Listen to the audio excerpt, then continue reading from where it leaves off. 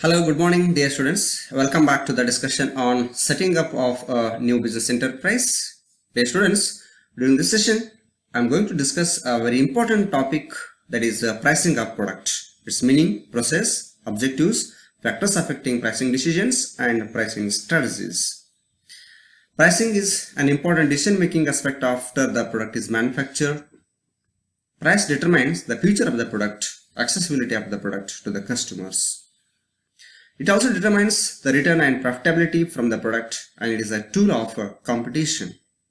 Pricing is one of the important elements of marketing mix. It involves the thorough and deep understanding of the principles and practices governing the business environment. ಬೆಲೆ ನಿರ್ಧಾರ ಮಾಡುವಂಥದ್ದೇನಿದೆ, ಇದೊಂದು ಪ್ರಕ್ರಿಯೆ ಇದೆ.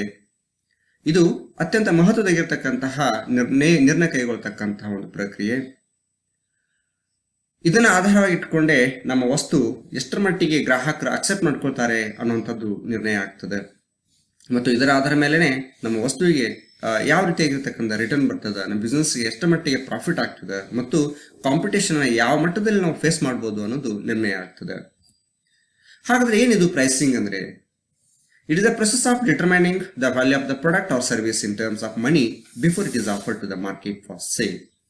ವಸ್ತುವನ್ನ ಮಾರುಕಟ್ಟೆಗೆ ಮಾರಾಟಕ್ಕೆ ಬಿಡುಕ್ಕಿಂತ ಮುಂಚೆನೆ ನಾವು ಆ ಒಂದು ವಸ್ತುವಿಗೆ ಬೆಲೆ ನಿರ್ಧಾರ ಮಾಡಬೇಕಾಗಿರ್ತದೆ. ಹಾಗೆ ನಿರ್ಧಾರ ಮಾಡುವಂತಹ ಒಂದು ಪ್ರಕ್ರಿಯೆ ಏನಿದೆ ಅದನ್ನೇ ಪ್ರೈಸಿಂಗ್ ಅಂತ ಕರಿಬಹುದು. It is the process of determining the price of a product or service. ವಸ್ತು ಅಥವಾ ಸೇವೆಯ ಬೆಲೆಯನ್ನು ನಿರ್ಣಯ ಮಾಡತಕ್ಕಂತಹ ಒಂದು ಪ್ರಕ್ರಿಯೆ. Then how to make the pricing, ಏನ್ ಪ್ರೊಸೆಸ್ ಇದೆ ಇದಕ್ಕೆ ಅನ್ನೋದು ನೋಡೋದಾದ್ರೆ, ನಾವು ಮೊದಲನೇದಾಗಿ ಸೆಟ್ಟಿಂಗ್ ಟಾರ್ಗೆಟ್ ಮಾರ್ಕೆಟ್ ಅನ್ನ ಸೆಟ್ ಮಾಡಬೇಕು.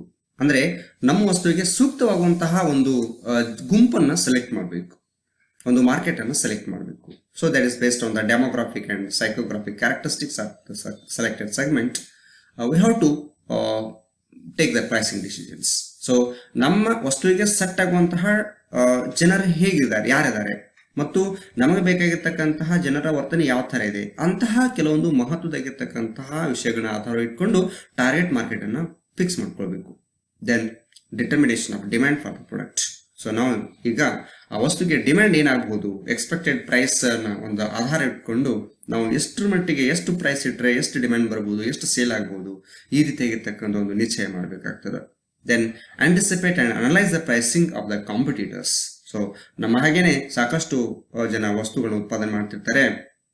ಅವರ ವಸ್ತುಗಳ ಬೆಲೆ ಹೇಗಿದೆ, ಅದಕ್ಕೆ ಬೇರೆ ಬೇರೆ ರೀತಿಯಾಗಿ ಸಬ್ಸ್ಟಿಟ್ಯೂಟ್ಗಳು ಏನೇನಿವೆ ಅವುಗಳನ್ನ ನಾವು ಅನಲೈಸ್ ಮಾಡಬೇಕಾಗ್ತದೆ. Then establish expected share of market, promotional techniques and non price competition strategies. ನಾವು ಏನ್ ಮಾಡ್ಬೇಕಾಗ್ತದೆ ಅಂದ್ರೆ, ನಾವು ಎಕ್ಸ್ಪೆಕ್ಟೆಡ್ ಶೇರ್ ಆಫ್ ಮಾರ್ಕೆಟ್ ಅನ್ನ ಎಸ್ಟಾಬ್ಲಿಷ್ ಮಾಡಬೇಕು. ಅಂದ್ರೆ ಬೇರೆ ಬೇರೆ ತೆಗಿರ್ತಕ್ಕಂಥ ಪ್ರಮೋಷನಲ್ ಟೆಕ್ನಿಕ್ಸ್ ಗಳನ್ನ ಫಾಲೋ ಮಾಡೋದು, ನಾನ್ ಪ್ರೈಸ್ ಕಾಂಪಿಟೇಷನ್ ಸ್ಟ್ರಾಟಜಿಗಳನ್ನ ಫಾಲೋ ಮಾಡೋದು. ಸೊ ಈ ರೀತಿಯಾಗಿರ್ತಕ್ಕಂಥ ಒಂದು ಎಕ್ಸ್ಪೆಕ್ಟೆಡ್ ಶೇರ್ ಆಫ್ ಮಾರ್ಕೆಟ್ ಅನ್ನ ಎಸ್ಟಾಬ್ಲಿಷ್ ಮಾಡಬೇಕಾಗ್ತದೆ. Then selection of a pricing strategy.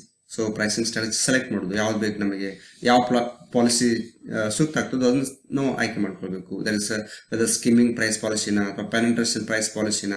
So ಯಾವ ಪಾಲಿಸಿ ಸೂಕ್ತ ಅನ್ಸುತ್ತದೋ ಅದನ್ನು ಸೆಲೆಕ್ಟ್ ಮಾಡಬೇಕು. Then consider companies marketing policies.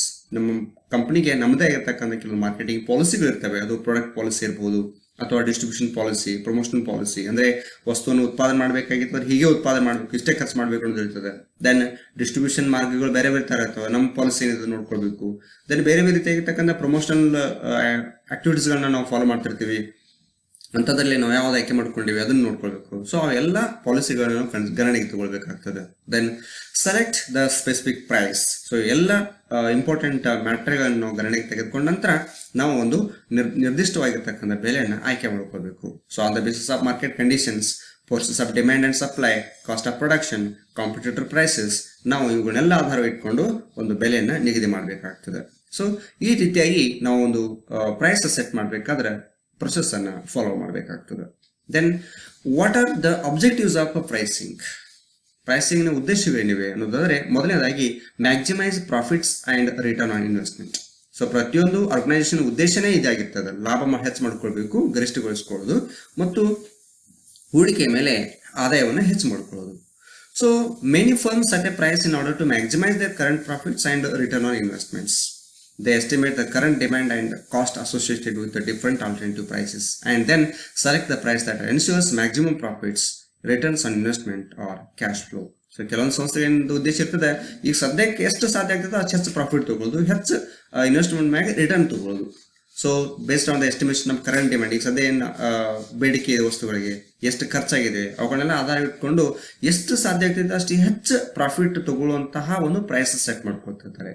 ಇನ್ನು ಕೆಲವೊಬ್ರು ಈಗ ಸದ್ಯ ಲಾಭ ಮಾಡ್ಕೊಳ್ಳೋದು ಬೇಡ, ಮುಂದೆ ಮಾಡ್ಕೊಳ್ಳೋಣ ಅಂತ ಈ ರೀತಿಯಾಗಿರ್ತಕ್ಕಂಥ ಪಾಲಿಸಿಗಳಿರ್ತದೆ. That's depend upon their attitude or the objective, so they can fix the price. Then exploit competitive position. So ಇಡೀ ಮಾರ್ಕೆಟ್ನೊಳಗೆ ನಮ್ಮ ಪ್ರಾಡಕ್ಟ್ನೇ ಸ್ಟ್ಯಾಂಡರ್ಡ್ ಆಗಿರಬೇಕು, ನಮ್ಮ ಪ್ರಾಡಕ್ಟ್ನ ಎಲ್ಲರೂ ಪರ್ಚೇಸ್ ಮಾಡ್ಕೊಳ್ಳೋ ಹಾಗಿರ್ಬೇಕು. ಸೊ ಆ ರೀತಿಯಾಗಿರ್ತಕ್ಕಂಥ ಅಂದ್ರೆ ಒಂದು ಕಾಂಪಿಟೇಟಿವ್ ಪೊಸಿಷನ್ ಎಕ್ಸ್ಪ್ಲೋರ್ ಮಾಡ್ಕೊಳ್ತಕ್ಕಂಥ ಉದ್ದೇಶ ಇದ್ರೆ ಅವಾಗಲೂ ಕೂಡ ಒಂದು ರೀತಿಯಾಗಿರ್ತಕ್ಕಂಥ ಬೆಲೆಯನ್ನು ನಿರ್ಣಯ ಮಾಡಬೇಕಾಗ್ತದೆ. Then survival in a competitive market. So ಒಂದು ಪೈಪೋಟಿ ಆಗಿರ್ತಕ್ಕಂತಹ ಮಾರುಕಟ್ಟೆ ಒಳಗೆ ನಾವು ಸರ್ವೈವ್ ಆಗ್ಬೇಕಾದ್ರೆ ಯಾವ ರೀತಿಯಾಗಿ ವಸ್ತುವಿನ ಬೆಲೆ ನಿರ್ಣಯ ಮಾಡ್ಕೊಳ್ಬೇಕು ಅನ್ನೋದನ್ನ ನಾವು ಅನುಸರಿಸಬೇಕಾಗ್ತದೆ. ಯಾಕಂದ್ರೆ ನಾವು ಮಾರ್ಕೆಟ್ನೊಳಗೆ ಕಾಂಪಿಟೇಷನ್ ಫೈಟ್ ಮಾಡಲೇಬೇಕು ಅನ್ನೋದಾದ್ರೆ ನಾವು ಕೆಲವೊಂದು ಸಂದರ್ಭದೊಳಗೆ ಕಡಿಮೆ ಬೆಲೆಗೆ ವಸ್ತುಗಳನ್ನ ಒದಗಿಸ್ಬೇಕಾಗ್ತದೆ, ಡಿಸ್ಟಿಂಕ್ಟಿವ್ ವಸ್ತುಗಳನ್ನ ಒದಗಿಸ್ಬೇಕಾಗ್ತದೆ. ಸೊ ಅದಕ್ಕೆ ಅವು ಅತ್ಯಂತ ಮಹತ್ವದ ಆಗ್ತದೆ ಅಂತ ಹೇಳ್ಬೋದು. Then balancing price over product line. So ಕೆಲವೊಂದು ಸಲ ಏನಾಗಿರ್ತದೆ, ನಾವು ನಮ್ಮ ಕಂಪನಿಯ ಕೆಲವೊಂದು ವಸ್ತುಗಳು ಬಹಳಷ್ಟು ಪಾಪ್ಯುಲರ್ ಇರ್ತವೆ, ಇನ್ನು ಕೆಲವೊಂದು ಇಮೇಜ್ ಕೆಡಿಸ್ಕೊಂಡಿರ್ತವೆ. ಸೊ ಅಂತ ಸಂದರ್ಭದಲ್ಲಿ ಕೆಲವೊಂದಕ್ಕೆ ಹೆಚ್ಚು ಪ್ರಾಫಿಟ್ ಆಗ್ತದೆ, ಕೆಲವೊಂದು ವಸ್ತುಗಳಿಗೆ ಲಾಸ್ ಆಗ್ತಿರ್ತದೆ. ಆ ಲಾಸನ್ನು ಕೂಡ ರಿಕವರ್ ಆಗೋ ಹಾಗೆ ಪಾಪ್ಯುಲರ್ ಇರುವಂತಹ ವಸ್ತುಗಳ ಬೆಲೆನ ಹೆಚ್ಚು ಮಾಡ್ಕೊಳ್ತಕ್ಕಂಥ ಒಂದು ವಿಚಾರ ಇರ್ತದೆ. ಸೊ ಇದು ಕೂಡ ಒಂದು ಮುಖ್ಯ ಉದ್ದೇಶ ಅಂತ ಹೇಳ್ಬೋದು. Then improving or maintaining market share. ನಮ್ಮ ವಸ್ತುವಿಗೆ ಮಾರ್ಕೆಟ್ ಶೇರ್ ಅನ್ನ ಹೆಚ್ಚು ಮಾಡ್ಕೊಳ್ಬೇಕು ಅಥವಾ ಇರುವ ಹಾಗೇನೆ ಕಾಯ್ಕೊಳ್ಬೇಕಾಗಿತ್ತು ಅಂದ್ರೆ ಎಲ್ಲೂ ಕೂಡ ನಾವು ಬೆಲೆ ನಿಗದಿ ಮಾಡ್ಬೇಕಂತ ಸಂದರ್ಭದಲ್ಲಿ ಅತ್ಯಂತ ಮುಖ್ಯವಾಗಿ ಪರಿಗಣಿಸಬೇಕಾಗಿರ್ತಕ್ಕಂಥ ಅಂಶ ಅಂತ ಹೇಳ್ಬೋದು. Then controlling pay back or cash flow. Investment ಮಾಡಿರ್ತೀವಿ, ಸೊ ಅದರ ಕ್ಯಾಶ್ ಫ್ಲೋ ಬರಬೇಕಲ್ಲ, ಅದರ ಪೇ ಬ್ಯಾಕ್ ಅಮೌಂಟ್ ಬರಬೇಕಲ್ಲ. ಸೊ ಆ ನಿಟ್ಟಿನಲ್ಲಿ ಕೂಡ ಒಂದು ಪ್ರೈಸ್ ಅನ್ನ ಫಿಕ್ಸ್ ಮಾಡ್ಕೊಳ್ಬೇಕಾಗ್ತದೆ. Then ensuring sufficient margin of profit for middle man. ಸಾಕಷ್ಟು ಜನ ಮಿಡಲ್ ಮ್ಯಾನ್ಗಳು ಇರ್ತಾರೆ, ವಸ್ತುವನ್ನ ಪ್ರೊಡ್ಯೂಸರ್ದಿಂದ ದಟ್ ಕಸ್ಟಮರ್ ತಗೋರಿಗೆ ಹೋಗಬೇಕಾದ್ರೆ ಸೊ ಆ ಮಿಡಲ್ ಮನ್ಗಳಿಗೆ ಕೂಡ ಸಫಿಷಿಯಂಟ್ ಮಾರ್ಜಿನ್ ಸಿಗಬೇಕು ಅನ್ನುವಂಥ ರೀತಿಯೊಳಗೆ ನಾವು ಪ್ರೈಸ್ ಫಿಕ್ಸ್ ಮಾಡ್ಕೊಳ್ಬೇಕಾಗ್ತದೆ. Then seeking price ಸ್ಟಾಬಿಲಿಟಿ.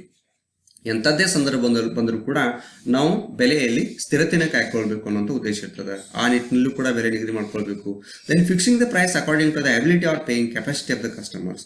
ಸೊ ನಾವೇನೋ ಪ್ರೈಸ್ ಫಿಕ್ಸ್ ಮಾಡ್ತೀವಿ, ಆದರೆ ಅದನ್ನ ಕೊಳ್ಳುವಂತಹ ಸಾಮರ್ಥ್ಯ ಗ್ರಾಹಕರಲ್ಲಿ ಬೇಕಲ್ಲ, ಅದನ್ನು ಕೂಡ ಮುಖ್ಯ ಆಗಿರ್ತದೆ. Then long term success and welfare of the enterprise. So ನಿರಂತರವಾಗಿ ಒಂದು ಉದ್ಯಮ ನಡೆಯಬೇಕಾಗಿತ್ತು ಅಂದ್ರೆ, ನಾವು ಸಕ್ಸಸ್ ಆಗಬೇಕಾಗಿತ್ತು ಅಂದ್ರೆ, ಸೊ ಹಾಗಾದ್ರೆ ನಮ್ಮ ಪ್ರೈಸಿಂಗ್ ಸ್ಟ್ರಾಟಜಿ ಹೇಗೆ ಇರಬೇಕು ಅನ್ನುವಂತಹ ಒಂದು ವಿಚಾರ ಕೂಡ ಇಲ್ಲಿ ಮಹತ್ವದಾಗಿರ್ತದೆ. ದೆನ್ ನಾವು let us go for discussing the factors which influence the pricing decision. So one is business objective. So ವ್ಯವಹಾರದ ಉದ್ದೇಶ ಏನಿದೆ ಅದು ಮುಖ್ಯ ಆಗ್ತದೆ. ಯಾಕಂದ್ರೆ if the firm adopts skimming objective then price would generally be high.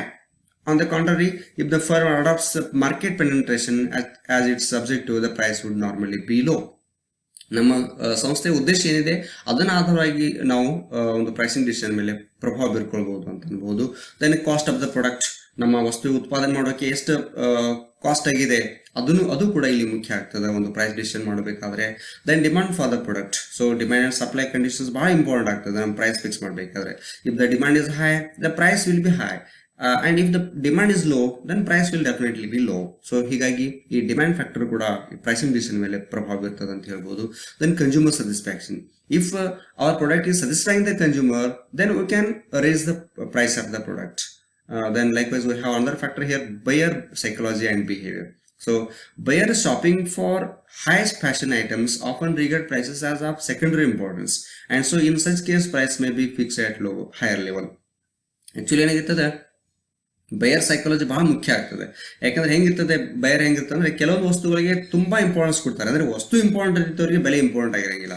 ಇನ್ನು ಕೆಲವೊಂದು ವಸ್ತುಗಳಿಗೆ ಸಂಬಂಧಪಡೋ ಹಾಗೆ ಗ್ರಾಹಕರು ಹೇಗಿರ್ತಾರೆ ಅಂತಂದ್ರೆ ಅವ್ರ ವರ್ತನೆ ಹೇಗಿರ್ತದೆ ಅಂದ್ರೆ ಆ ವಸ್ತುಗೆ ಇಂಪಾರ್ಟೆನ್ಸ್ ಇರಂಗಿಲ್ಲ, ಬೆಲೆಗೆ ಇಂಪಾರ್ಟೆನ್ಸ್ ಕೊಡ್ತಿರ್ತಾರೆ. ಸೊ ಅಂದ್ರೆ ಬೆಲೆ ಕಡಿಮೆ ಇತ್ತಂದ್ರೆ ವಸ್ತು ತಗೊಳ್ತಿರ್ತಾರೆ ಅವರು. ಹೀಗೆ ಅವರ ಬಿಹೇವಿಯರ್ ಕೂಡ ಇಲ್ಲಿ ಪ್ರಮುಖ ಆಗ್ತದೆ. Then characteristics of the product. The product life cycle, product perishability, the product substitution and demand post availability. So these are also the important factor which influence the pricing decision. ಅಂದ್ರೆ ಆ product ಬಾಳಿಕೆ ಎಷ್ಟು ದಿನ ಬರ್ತದೆ, ಇಂತಹ ವಸ್ತುಗಳು ಬೇರೆ ಬೇರೆ ಏನಾದ್ರು ಇದಾವ. ಸೊ ಇಂತಹ ಮಹತ್ವದಾಗಿರ್ತಕ್ಕಂಥ ವಿಷಯಗಳು ಕೂಡ ಪ್ರೈಸ್ ಮೇಲೆ ಇಫೆಕ್ಟ್ ಮಾಡ್ತವೆ. Then competitive situation. If the magnitude of competition is high, prices tend to be normally high. So competition ಚೆನ್ನಾಗಿತ್ತು ಅಂತಂದ್ರೆ ಸಹಜವಾಗಿನೇ ಪ್ರೈಸ್ ಹೆಚ್ಚಿರ್ತದೆ ಅಂತ ಹೇಳ್ಬೋದು. ದೆನ್ ಗೌರ್ಮೆಂಟ್ ರೆಗ್ಯುಲೇಷನ್, ಗೌರ್ಮೆಂಟ್ ಕೆಲವು ಸಂದರ್ಭದಲ್ಲಿ ಏನ್ ಮಾಡಿರ್ತದೆ, ಕೆಲವೊಂದು ವಸ್ತುಗಳಿಗೆ ತಾನು ಪ್ರೈಸ್ ಅನ್ನು ನಿಗದಿ ಮಾಡಿರ್ತದೆ, ಅದಕ್ಕಿಂತ ಹೆಚ್ಚಿನ ಬೆಲೆಗೆ ವಸ್ತುಗಳನ್ನ ಮಾರುವ ಹಾಗಿಲ್ಲ, ಈ ರೀತಿಯಾಗಿ ಕೆಲವು ರೆಗ್ಯುಲೇಷನ್ಸ್ ಗಳನ್ನ ಹಾಕಿರ್ತದೆ. ಸೊ ಹಾಗಾದ್ರೆ ಆ ನಿಟ್ಟಿನಲ್ಲಿ ಕೂಡ ನಾವು ಪ್ರೈಸಿಂಗ್ ಡಿಸಿಷನ್ ನಲ್ಲಿ ಆ ಒಂದು ಅಂಶವನ್ನು ಕೂಡ ಗಣನೆಗೆ ತಗೊಳ್ಬೇಕಾಗ್ತದೆ. Then economic environment in the country, so economic trend ಹೇಗಿದೆ, ಡಿಫ್ಲೇಷನ್, ರಿಕವರಿ, ಇನ್ಫ್ಲೇಷನ್, ರಿಸೆಷನ್, ಬೇರೆ ಬೇರೆ ರೀತಿಯಾಗಿ ಫೇಸ್ಗಳಿರ್ತವೆ. ಸೊ ಹಾಗಾದ್ರೆ ಆ ಸೈಕ್ಲಿಕಲ್ ಮೂವ್ಮೆಂಟ್ಗಳನ್ನ ನೋಡಿಕೊಂಡು ನಾವು ಬೆಲೆ ನಿರ್ಣಯ ತಗೊಳ್ಬೇಕಾಗಿರ್ತದೆ. ಹೀಗಾಗಿ ಈ economic environment in the country is also very important factor which influence the pricing decision. So dear students, now let me go for a discussion on the pricing policies or methods or strategies. So ಇಲ್ಲಿ ಕೆಲವೊಂದು important ಆಗಿರ್ತಕ್ಕಂಥ ಮೆಥಡ್ಗಳನ್ನ ಚರ್ಚೆ ಮಾಡೋಣ. ಅದರಲ್ಲಿ ಒಂದು cost plus method ಅನ್ನುವಂಥದ್ದು. So this method is a common method used by small scale enterprises. And this method, the total cost, that is fixed and variable cost, are worked out. Then a certain margin for profit is added to the total cost, because the basic objective of running an enterprise is to earn profit. ಇಲ್ಲಿ ಬೆಲೆ ಹೇಗೆ ನಿಗದಿ ಮಾಡ್ತಾರೆ ನೋಡಿ. So ಇಲ್ಲಿ fixed cost ಮತ್ತು variable cost ಎರಡೂ ಕೂಡಿಸ್ತಾರೆ, ಮತ್ತು ಅದಕ್ಕೆ ಟೋಟಲ್ ಕಾಸ್ಟ್ ಅಂತ ಹೇಳಿ ಅದಕ್ಕೆ ಒಂದಿಷ್ಟು ಪರ್ಸೆಂಟೇಜ್ ಪ್ರಾಫಿಟ್ ಆಡ್ ಮಾಡ್ತಾರೆ, ಮತ್ತು ಅವಾಗ ಟೋಟಲ್ ಏನಾಗ್ತದೋ ಅದೇ ಸೇಲ್ಸ್ ಪ್ರೈಸ್ ಆಗ್ತದೆ, ಅಂದ್ರೆ ಅದೇ ಒಂದು ಪ್ರೈಸ್ ಅಂತ ಮಾಡ್ತಿರ್ತಾರೆ. ಈ ತರ ಕಾಸ್ಟ್ ಪ್ಲಸ್ ಮೆಥಡ್ ಅಂತ ಹೇಳಿ ಇರ್ತದೆ. ಇದ್ರ ಜೊತೆಗೆ ಇನ್ನೊಂದು ಮಾರ್ಕಪ್ ಪ್ರೈಸ್ ಅಂತ ಹೇಳಿ ಬರ್ತದೆ. ಆ ಮಾರ್ಕಪ್ ಪ್ರೈಸ್ ನಲ್ಲಿ ಏನಾಗುತ್ತೆ, ಇದು ಸೇಮ್ ಇದೇ ತರ ಇರ್ತದೆ, ಬಟ್ ಅಲ್ಲಿ ಸೇಲ್ಸ್ ಅಮೌಂಟ್ ಮೇಲೆ ಪ್ರಾಫಿಟ್ ಅನ್ನು ಫಿಕ್ಸ್ ಮಾಡ್ತಾರೆ. ಇಲ್ಲಿ ಟೋಟಲ್ ಕಾಸ್ಟ್ಗೆ ಆಡ್ ಮಾಡಿರ್ತಾರೆ, ಆ ತರ ಅಲ್ಲಿ ಸೇಲ್ಸ್ ಪ್ರೈಸ್ ಫಿಕ್ಸ್ ಮಾಡಿರ್ತಾರೆ, ಅಷ್ಟೇ ಡಿಫ್ರೆನ್ಸ್ ಇರ್ತದೆ ಇಲ್ಲಿ. ದೆನ್ ಸ್ಕೀಮಿಂಗ್ ಪ್ರೈಸ್ ಅನ್ನುವಂಥದ್ದು ಇನ್ನೊಂದು ಪಾಲಿಸಿ ಇದೆ. So very high price is charge in the beginning with a view to recover the cost involved within a shorter period of time. This policy is feasible when the product introduced is innovative and is used mainly by a sophisticated group of customers. So skimming price ಅಲ್ಲಿ ಏನಾಗಿರ್ತದೆ, ಆರಂಭದಲ್ಲಿನೇ ವಸ್ತುವಿನ ಬೆಲೆ ಹೆಚ್ಚಿಡೋದು, ಆಮೇಲೆ ಎಷ್ಟು ಸಾಧ್ಯ ಐತೆ ಅಷ್ಟು ಬೇಗ ನಾವು ಮಾಡಿರ್ತಕ್ಕಂಥ ಖರ್ಚನ್ನು ತಕ್ಕೊಳ್ಳೋದು, ಈ ರೀತಿಯಾಗಿರ್ತಕ್ಕಂಥ ಪಾಲಿಸಿ ಇರ್ತದೆ. ಬಟ್ ಈ ಸ್ಕೀಮಿಂಗ್ ಪ್ರೈಸಿಂಗ್ ಪಾಲಿಸಿ ಯಾವಾಗ ಅನುಕೂಲ ದಟ್ ಕನ್ವೀನಿಯಂಟ್ ಆಗ್ತದೆ ಅಂತಂದ್ರೆ, ಒಂದು ವೇಳೆ ನಮ್ಮ ವಸ್ತು ಇನ್ನೋವೇಟಿವ್ ಇತ್ತಂದ್ರೆ, ಸೊ ಹೊಸದೇನಾದ್ರು ಇತ್ತು ಅಂತಂದ್ರೆ ಅವಾಗ ಗ್ರಾಹಕರು ಇಮಿಡಿಯೇಟ್ಲಿ ಬಂದಿತ್ತು ಹೊಸದೊಂದು ತಗೊಳ್ಬೇಕಂತೇಳಿ ಎಷ್ಟೇ ಬೆಲೆ ಮಾಡಿದ್ರು ತಗೊಳ್ತಿರ್ತಾರೆ. Then like we have penetration pricing. So ಈ ಪೆನೆಟ್ರೇಷನ್ ಪ್ರೈಸಿಂಗ್ ದೊಳಗ ಆರಂಭದೊಳಗ ಪ್ರೈಸ್ ಅನ್ನ ಲೋವರ್ ಲೆವೆಲ್ ಅಲ್ಲಿ ಇಟ್ಟಿರ್ತಾರೆ, ಆಮೇಲೆ ಅದು ಹೆಚ್ಚು ಮಾಡ್ಕೊಂಡು ಹೋಗ್ತಿರ್ತಾರೆ. ಸೊ ಲೋವರ್ ಲೆವೆಲ್ ಅಲ್ಲಿ ಯಾಕೆ ಇಡ್ತಾರಪ್ಪ ಅಂತಂದ್ರೆ ವಸ್ತುವನ್ನ ಡಿಮ್ಯಾಂಡ್ ಕ್ರಿಯೇಟ್ ಮಾಡಿಸಲ್ಲ, ಅಂದ್ರೆ ವಸ್ತುವಿನೆಡೆಗೆ ಗ್ರಾಹಕರನ್ನ ಅಟ್ರಾಕ್ಟ್ ಮಾಡಿಸಲ್ಲ, ಈ ರೀತಿಯಾಗಿ ಒಮ್ಮೆ ಬೆಲೆ ಆರಂಭದಲ್ಲಿ ಕಡಿಮೆ ಮಾಡಿ ಆ ನಂತರ ಲಾಭ ಮಾಡ್ಕೊಳ್ಳೋಕೆ ನೋಡ್ತಿರ್ತಾರೆ.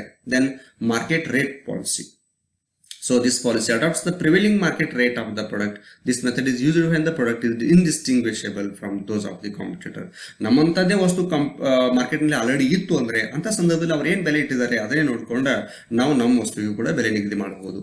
Then variable price policy. So ಇದು depend upon the customer. So ಒಂದೊಂದು ರೀತಿಯಾಗಿರ್ತಕ್ಕಂಥ ಕಸ್ಟಮರ್ಗಳಿಗೆ ಒಂದೊಂದು ರೀತಿಯಾಗಿರ್ತಕ್ಕಂತಹ ಬೆಲೆಯನ್ನು ನಾವು ನೀಡುವಂತಹ ಒಂದು ಪ್ರಯತ್ನ ಈ ಒಂದು ಪಾಲಿಸಿಯಲ್ಲಿ ಆಗಿರ್ತದೆ. ಅಂದ್ರೆ ಫಿಕ್ಸ್ಡ್ ಪ್ರೈಸ್ ಇರಂಗಿಲ್ಲ ಇಲ್ಲಿ, ಎಲ್ಲಾ ಗ್ರಾಹಕರಿಗೆ ಒಂದೇ ರೀತಿಯಾಗಿರಲ್ಲ, ಒಬ್ಬ ಕಸ್ಟಮರ್ಗಳಿಗೆ ಒಂದೊಂದು ರೀತಿಯಾಗಿರ್ತಕ್ಕಂಥ ಬೆಲೆ ನಿಗದಿ ಮಾಡ್ತಾ ಹೋಗೋದು.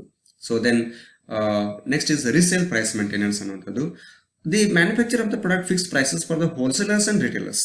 The retail prices of the product printed on the packages which will be somewhat higher to meet the cost of inefficient retailers not selling the goods timely.